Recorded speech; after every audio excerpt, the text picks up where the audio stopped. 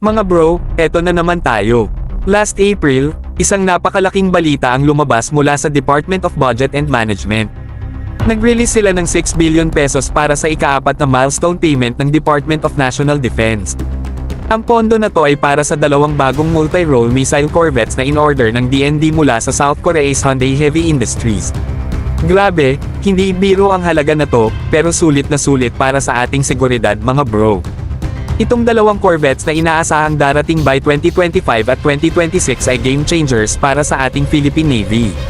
Worth 28 billion pesos mga bro, ang mga corvettes na to ay hindi basta-basta.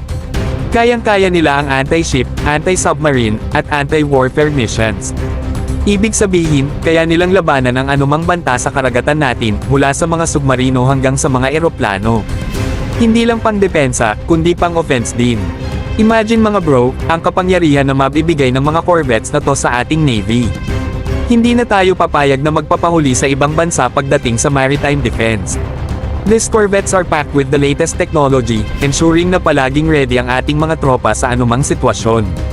Ito ang klase ng investment na talagang makakapagbigay ng kapayapaan at seguridad sa ating bayan. Hindi na rin natin kailangan mag-alala kung sakaling may gustong maghamon sa ating karagatan. With these corvettes, we're leveling up big time. Dito makikita na seryoso ang gobyerno sa pag-aangat ng ating kakayahan sa naval defense. At sa patuloy na suporta ng sambayan ng Pilipino, walang makakapigil sa ating pag-asenso, lalo na sa proteksyon ng ating teritoryo.